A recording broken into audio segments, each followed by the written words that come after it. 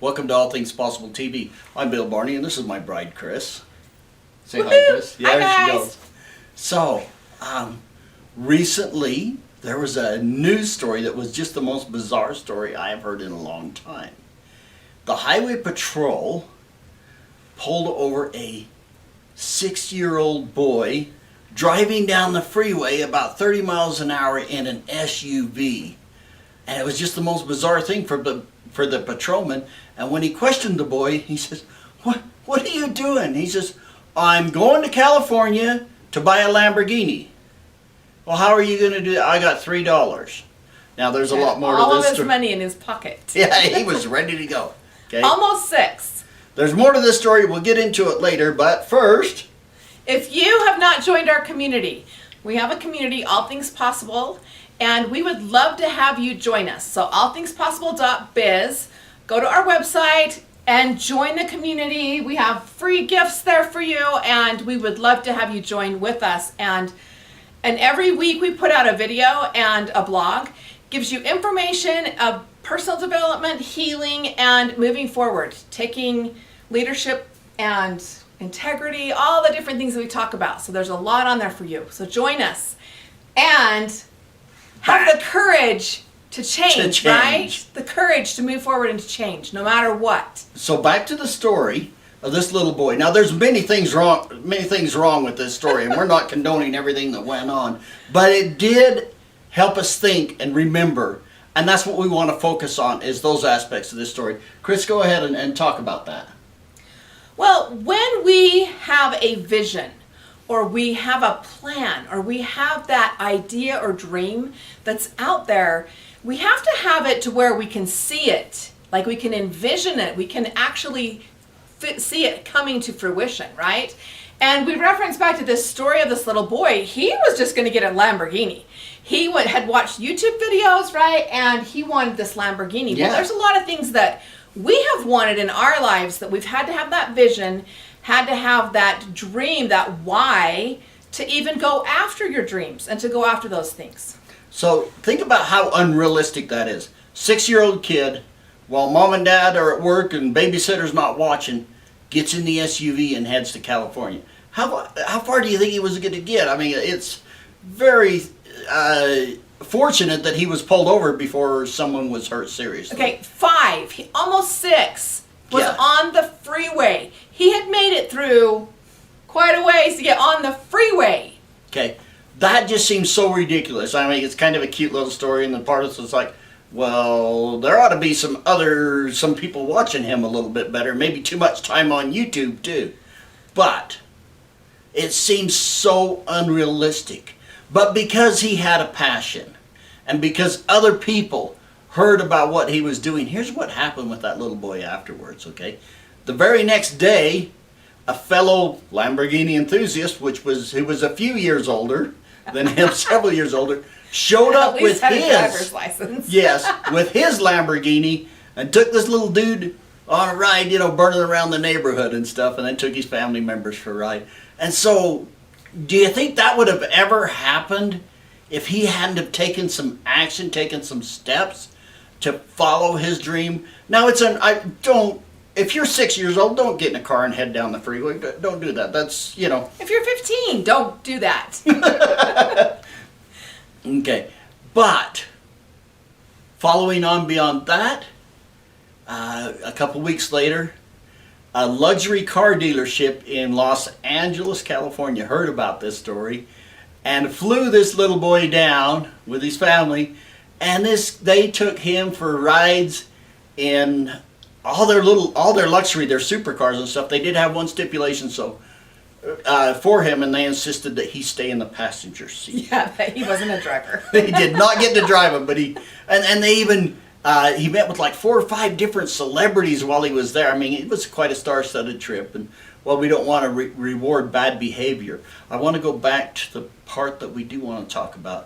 And that is when you share your passion, when you share your dream, other people often will step in to help. That would have never happened if he hadn't taken some massive steps.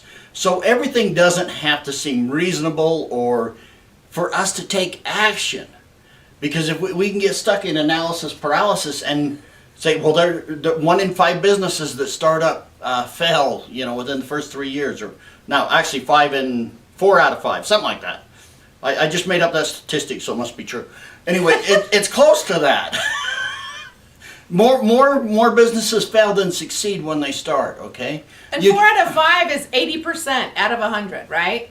So that's a lot if you are starting a business. The odds are against you. And yet you can look at those things and decide, you know what, I'm not gonna do this. And there's a lot of things going on in our world right now, and a lot of people whose jobs have completely changed, and they've been stuck at home because of this virus, but not because of just what's going on right now, but any time in our life, things can change. And do we have the courage for us to change? Maybe it's find a new way to do things. Maybe it's follow a passion or a dream that we've always had and never had the courage, or never quite taken that step. So what's it going to take for you to follow your passion, for you to have the courage to change? And sometimes that's the courage to get out of bed. Sometimes that's the courage to face another day. There's some times that are really hard. Our son was diagnosed with a brain tumor, and it completely changed all our lives. Everything we were doing. I was self-employed, I worked from home, and we had so much that we had to have that courage to change. We had to have that courage to keep going and to have a vision of what it might look like in the end. And even when we got to that end, the vision of that changed, but we were able to have the courage to keep going. We ended up moving out and living in a fifth wheel and a motorhome and building our property for a year, building our home. And it would have been easy to just kind of stick our head in the sand and hide from the problems and hope that they'd soon go away. But having the courage to change. Let me share with you just a story, a personal story for me of change. And it was over 20 years ago. No, not over, just about 20 years ago. I was working for a company, and one day I was running a concrete pump truck, one of those great big crane boom things that reach way over.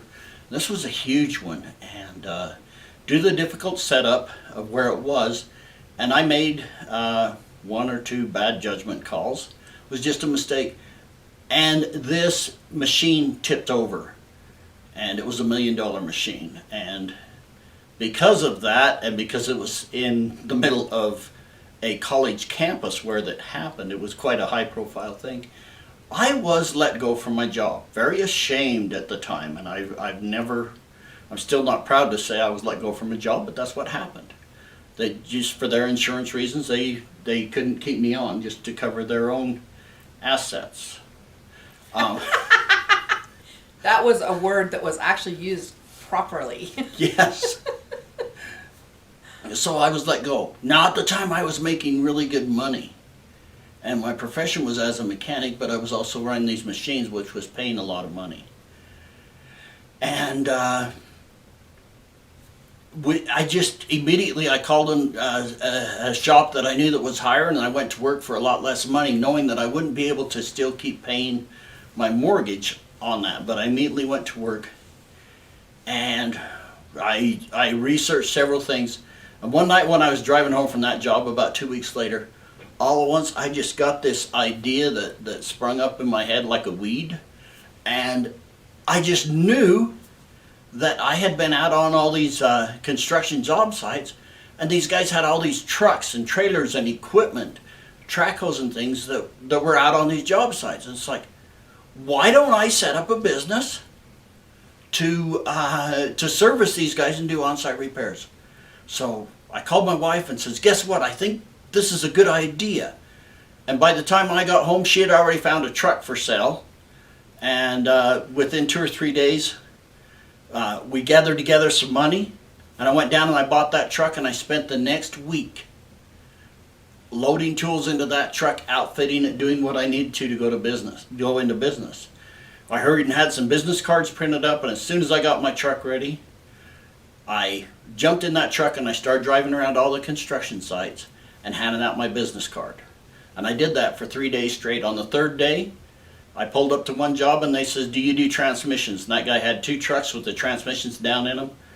And I got busy, went to work on his stuff, other people started calling me, and I stayed busy ever since. Now, that's an incredible story, and not all of them are going to go like that. But here's the key things that I want to share with you. I didn't do a lot of research. I didn't talk to a lot of people, and that might be good to do. But at the time, I knew this was right, and I just trusted in that. And so without getting a commitment from one person that they would use me in their business, I went ahead and made the commitment. I got in my car and I headed to California with $3 in my pocket, so to speak, because I wanted to follow my passion. The other piece here is that he did have a vision and a passion. He was self-employed when I met him and married him, and had his own business. So he didn't have to do the research maybe that some of you might have to do if that's what you want as your vision. But you've got to have the passion, and you've got to trust yourself and believe in yourself to be able to go forward. There was a lot of reasons not to do it. There wasn't anybody else that I knew of that was doing that kind of a business model. Okay? It was just an idea that came to my head. And it's been one of the keys to success, is because there's not a lot of competition out there. I stay busy. I don't need to advertise. Okay? But that's my personal thing. But the thing is I didn't worry about that to begin with. Once I knew in my heart that was what I was going to do, I just went for it. And kind of like this little guy on the freeway, only I did a little bit better than 30 miles an hour. And I haven't been picked up by the cops yet either. And just like when he said, when you have the vision, you have the passion, other people start to show up. So he went 3 days, not even the full third day. On the third day, he had someone hire him. And we printed business cards out of our little home office on soft little not very cool paper. That was pretty cheesy. And it was okay.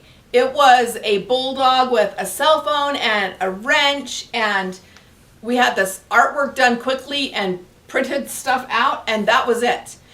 It was phenomenal.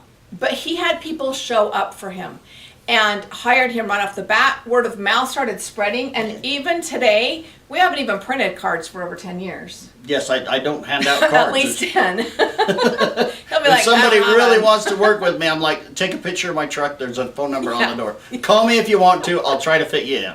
That's, I'm not to be, but I'm busy. I have what I need. So that's that's my story. Kris, talk about your book. I have a story for you. I had the vision, and as I started in as a speaker roughly 7 years ago-ish, and I had seen Dan Clark speak when I was in my 20s. And then I saw him speak again at a National Speakers Association, my very first National Speakers Association meeting. And as I connected these dots, I said, I have a vision of writing a book. I knew I was going to write a book, write my story, and it was going to be leadership stuff involved, and it was going to talk about my 7 traits. And my vision was, I'm going to have Dan Clark write my foreword. Now, he's written, 28 books or something, or more, and has had a ton of influence in the speaking and training world, as well as, in just notoriety and Hall of Fame speaker. It was one of those things that it was like kind of high up there for me, like way high up there. But I had this vision and had this intention that that's what I really wanted. And 2 years ago, I started really writing out this book and getting everything. I launched this book. I launched my leadership book 1 year ago this week. And I don't know if you can see this, but the foreword is written by Dan Clark. And it's funny because I had that on a vision board. I had told people, well, that's why I want to write my foreword. But I hadn't really had that conversation with him for a lot of years. It was something that I wanted to have happen, and it did. But it did because I had the passion, the intention, and other mentors, other people showed up. And as I spoke more and got more involved in National Speakers Association, and this is my second book, so I had another book that came out first. As I did this, I had a lot of people that stepped up to the plate. Dan was one of them, but it was a vision that I had out there. And I love that Dan is on the front of my book. This Hall of Fame speaker wrote the foreword to my book, and I am very honored to have that. But it started as It went on my vision board years before I wrote the book. Well, and there were many other people too that stepped in to help you, give you advice, and give you help because they shared your passion and knew what it would take to write and publish a book. And so as you do this, expect that people will help you. People want you to succeed. Yeah. When they don't show up, don't stop. Just keep going. You will attract them, okay? And if you get people that aren't supportive, find new people. Oh, there's always going to be people that are so jealous or small-minded that they'll tell you how crazy you are. Some of the biggest critics, some of the biggest people that don't support you in something like this is your family. It's, I don't know if any of my kids have read my book, and that's okay, right? And I love my children, and they think it's super awesome that Mom wrote a book, but they think it's really awesome. They also think they've long since heard everything she has to say. That's true. But it took a lot, but it was the right people that supported me and that were there as I had that vision and that dream and that moving forward. And I know that as people had mentored me and people had helped me through that process, I'm doing the same thing to those people. It's a give and take. So find the people that support you the most. As a speaker, I've had my mother came to one event that I did, and it was somebody else that brought her. It's not that you don't tell them about it. I actually don't. But that's not where you have to have the support as your immediate family if it's a business type thing that you're doing. You don't have to do it that way. Now, on the other hand, we do business together all the time. And it's a total family thing. So find the people that support you. Find the people that can visualize that dream with you and have that vision of where you're headed and are supportive of that. And more than anything, just follow this little guy's, the one good example it has. When you believe in something and it's passion, go for it. To have the courage to change, have the courage to go for it. Yeah, Absolutely. have that courage and belief and have that vision. So the courage to change and be willing to change. A lot of times we're not willing. We just are like, oh, it's too hard. We have to stay home and stay safe and my whole business has to change and I don't know what to do. No. Jump in, find what you can do, how you can change, how you can improve, and how you can keep going. Let me leave you with one final thought. There would be a whole lot more ostriches in this world if they didn't have a bad habit of sticking their head in the ground every time something bad happened.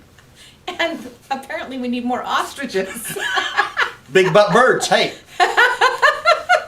I like big butts and I cannot lie. Oh, sorry, totally a different. If you just saw us at the end of this video, thanks for being with us. Join us in our community if you haven't joined us, allthingspossible.biz, and join us each week as we give you information and different ideas for you to take into your life, for you to have better success and better health, and for you to create change from the inside out. We'll see you there. Bye-bye. Bye-bye.